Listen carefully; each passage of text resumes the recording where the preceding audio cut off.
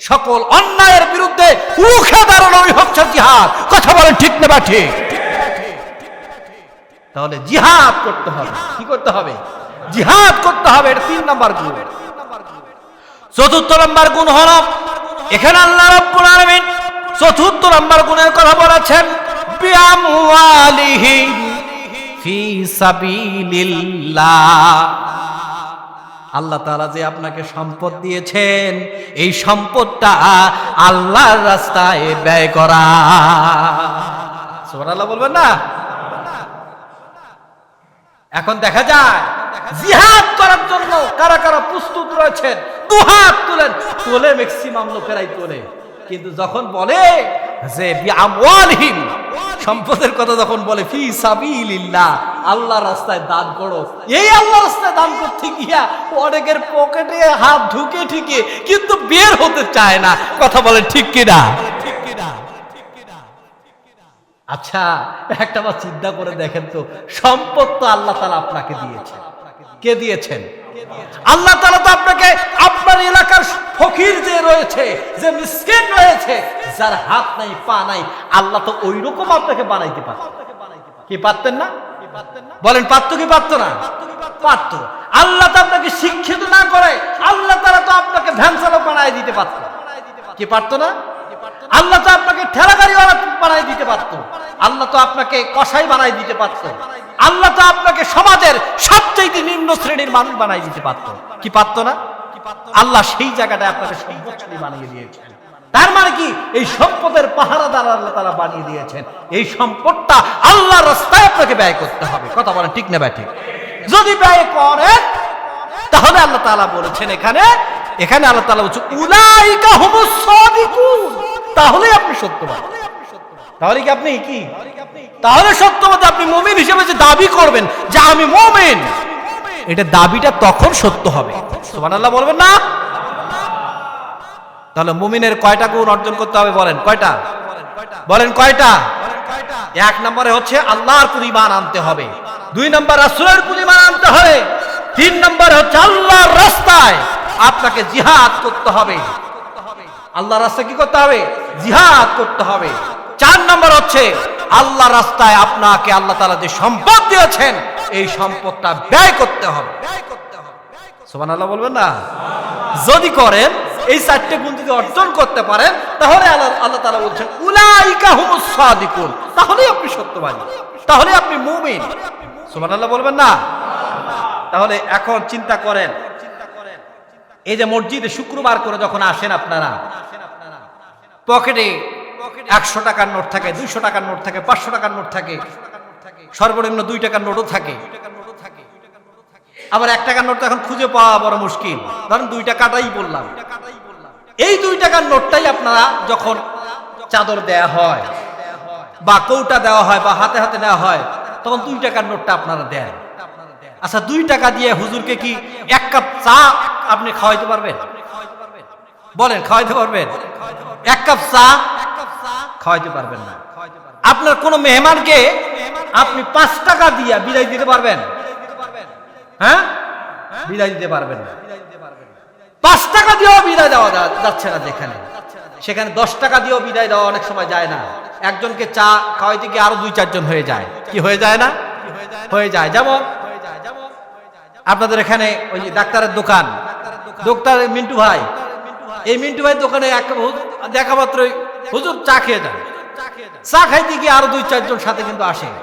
আসার সাথে সাথে দেখা যায় তার বিল হয়ে যায় 25 থেকে 30 টাকা বা 50 টাকা হয়ে যায়। তো একজন ইমামকে বা একজন আত্মীয়কে, একজন মেহমানকে বিদায় করতে গিয়ে 50 টাকা চলে যায়। আর আপনি আল্লাহর রাস্তায় যখন আপনি ব্যয় করতে যাবেন, যেখানে আপনি ব্যয় করলে ফাআম্মা মান আতা ওয়াত্তাকা, যে ব্যক্তি আল্লাহর রাস্তায় দান করলো ওই ব্যক্তি মুত্তাকি হলো। সুবহানাল্লাহ বলেন। সেই জায়গাটায় এসে কার পূর্ণতা করেন? আচ্ছা, সম্পদটা দিয়েছেন কে? বলেন, সম্পদটা দিয়েছেন কে? আল্লাহ সম্পদ দিয়েছেন। আল্লাহ তো পকেট ফাঁকা করতে বেশি সময় লাগে না। ক্ষমতা আজকে আল্লাহ তাআলা আপনাকে দিয়েছে, ক্ষমতা থেকে আল্লাহ তাআলা নামাইতে বেশি দেরি লাগে। ছোট্ট একটা ইস্যুতে আল্লাহ তাআলা আপনাকে ক্ষমতার মস্তক থেকে নামায়া আল্লাহ তাআলা আপনাকে দেশ ছাড়া করতে পারেন। কথা বলেন ঠিক না ঠিক? কি করতে পারেন না? করতে পারেন। শোনেন, আলোচনাগুলো বুঝতে হবে। এই জন্য আপনার পাওয়ার থাকা অবস্থায়, আপনার ক্ষমতা থাকা অবস্থায়, আপনার সামর্থ্য থাকা অবস্থায়, আপনার পকেটে টাকা থাকা অবস্থায় আপনি এই টাকা, এই ক্ষমতা, এই পাওয়ার সবকিছুকে আপনি সঠিকভাবে ব্যয় করবেন, তো আপনি মুমিন হতে পারবেন। বলেন সুবহানাল্লাহ।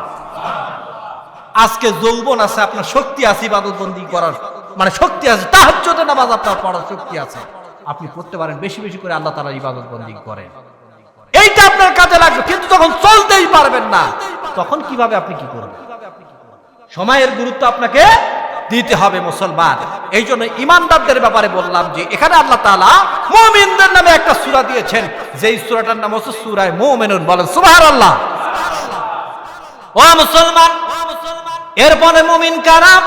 আল্লাহ রাব্বুল আলামিন এই মুমিনদের ব্যাপারে আল্লাহ রাব্বুল আলামিন কুরআনুল কারীমের সূরাতুত তাওবা 9 নম্বর সূরা সূরাতুত তাওবার 111 নম্বর আয়াতের মধ্যে আল্লাহ রাব্বুল আলামিন জানিয়ে দিয়েছেন, ইন্নাল্লাহা আশতারা মিনাল মুমিনিনা আনফুসাহুম ওয়া আমওয়ালাহুম বিআন্না লাহুমুল জান্নাহ।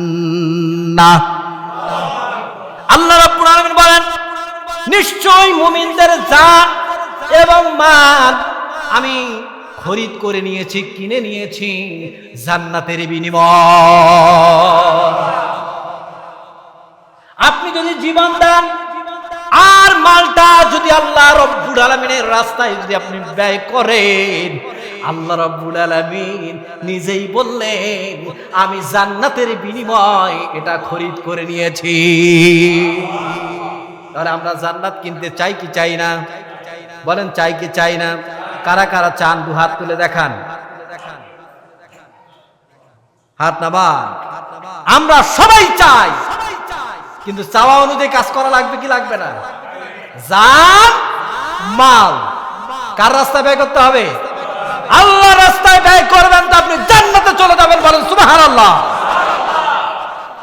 ও মুসলমান, এরপরে মুমিনদের কোয়ালিটি সম্পর্কে আল্লাহ রাব্বুল আলামিন সূরাতুল আনফালের 2 নম্বর আয়াতের ভিতরে আল্লাহ রাব্বুল আলামিন জানিয়ে দিলেন, ইন্নামাল মুমিনুনা আল্লাযীনা ইযা যুকিরাল্লাহু ওয়াজিলাত কুলুবুহুম ওয়া ইযা তুলিয়াত আলাইহিম আয়াতুহু জাদাতুহুম ঈমানাও ওয়া আলা রাব্বিহিম ইয়াতাওয়াক্কালুন।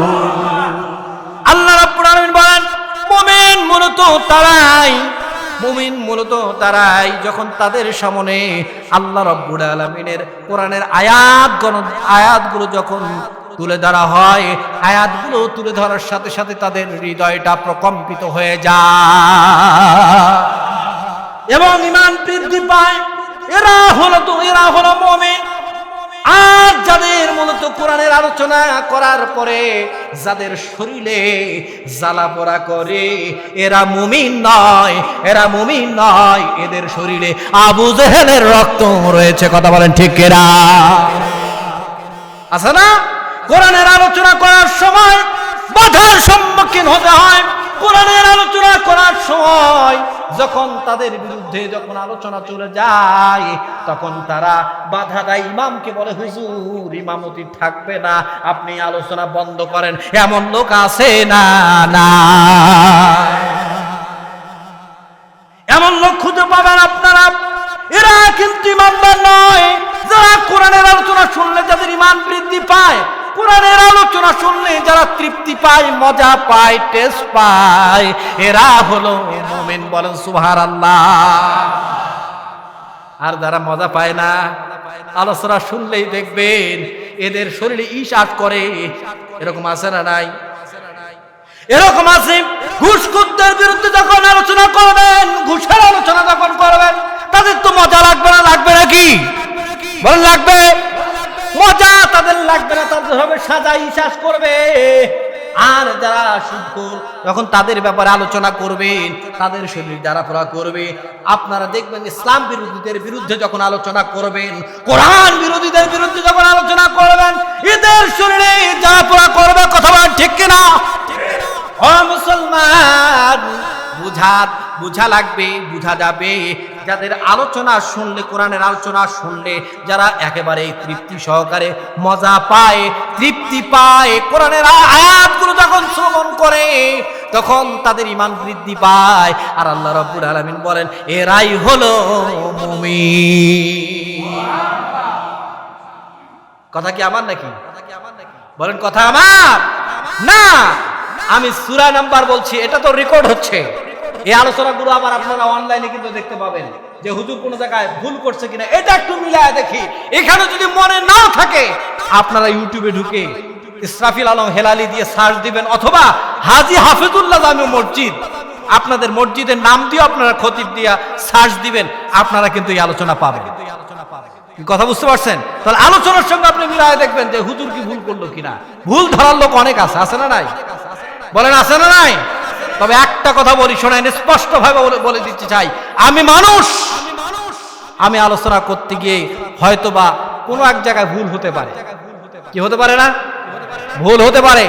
তবে ভুল হলে আপনারা পার্সোনালি আমাকে বলবেন যে হুজুর এই জায়গাটায় ভুল হয়েছে, মনে হয় একটু টানে ভুল হয়েছে, একটু গুন্নাতে ভুল হয়েছে, হুজুর এইটা মনে হয় এইভাবে হবে, বিনয়ের সাথে বলেন, তাহলে সেটা হবে। কিন্তু আপনি এইটা না করে আপনি গ্রামের ভেতরে আরেকজনকে বললেন, আরেকজনকে বললেন হুজুরের এই সূরা ভুল, হুজুরের ওই সূরা ভুল, হুজুরের এই জায়গায় ভুল, হুজুরের ওই জায়গায় ভুল।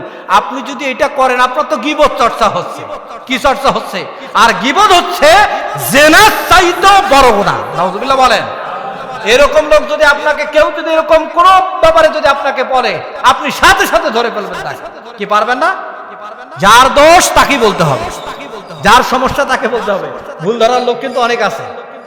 খ্রিস্টানের কিছু মুফাসসির মুহাক্কিক আছে না নাই? আপনাদের এই সমাজে নাও থাকতে পারে, বিভিন্ন জায়গায় আছে। শোনেন, আমি আলোচনা করি কোরআন থেকে, সবসময় রেফারেন্স ভিত্তিক আলোচনা করতে চাই, আপনাদেরকে শোনাতে চাই, গবেষণা করে আলোচনাগুলো রেডি করি। এই আলোচনাগুলো যদি আপনারা তৃপ্তি সহকারে শুনতে পারেন, যদি মানতে পারেন, আপনার ইহকালও কল্যাণ, পরকালও কল্যাণ। ইহকালীন শান্তি আপনি পাবেন, পরকালেও জাহান্নামের আযাব থেকে মুক্ত হয়ে আপনি জান্নাতি মেহমান হয়ে যাবেন। বলেন সুবহানাল্লাহ। কি আমরা সবাই জান্নাত যেতে চাই না? আমরা সবাই জান্নাত যেতে চাই, আমরা সবাই জান্নাতে যেতে চাই। তাহলে এক নাম্বার দলের নাম হলো মুমিন। আর আল্লাহ তাআলা মুমিনদের নামে আল্লাহ তাআলা একটা সূরা দিয়েছেন, যেই সূরাটার নাম হচ্ছে সূরা মুমিনুন। বলেন সুবহানাল্লাহ। এরপরে দ্বিতীয় নাম্বার দল মুনাফিক। দ্বিতীয় নাম্বার দল কি? মুনাফিক। আর আল্লাহ রাব্বুল আলামিন মুনাফিকের নামে আল্লাহ তাআলা কুরআনুল কারীমের 63 নাম্বার সূরা মুনাফিকুন নাজিল করে দিয়েছেন। বলেন সুবহানাল্লাহ। মুনাফিক কারা? যাদের ভেতরে 3টা আলামত পাওয়া যাবে আর 4টে খাসলাত পাওয়া যাবে, তারা হচ্ছে মুনাফিক। নাউজুবিল্লাহ বলেন। আল্লাহ তাআলা মুনাফিকদের নামে সূরা দিয়েছেন। সূরার নাম কি? সূরা মুনাফিকুন। তাহলে প্রথম নাম্বার, যারা ওয়াদা দিয়া ওয়াদার খেলাফ করবে, এরা হলো মুনাফিক। নাউজুবিল্লাহ বলবেন না? একজনের কাছ থেকে টাকা ধারের কথা বলে আপনি 3 দিনের কথা বলে 3 মাস অতিক্রম করলেন, আপনি কি মুমিন না মুনাফিক? বলেন, আস্তে করে বলেন, মুমিন না মুনাফিক? 2 নাম্বার হচ্ছে আমানতের খেয়ানত। আপনার কাছে মসজিদের টাকা রাখতে দেওয়া হলো, মসজিদের টাকা জনগণের টাকা, এটা আমানত। এটা কি? বলেন কি এটা কি? আমানত। এই আমানতের একটি টাকা যদি আপনি নষ্ট করেন, নিজের মনে করে আত্মসাৎ করেন, আপনি কি মুমিন না মুনাফিক? একটু জোরে করেন, মুমিন না মুনাফিক?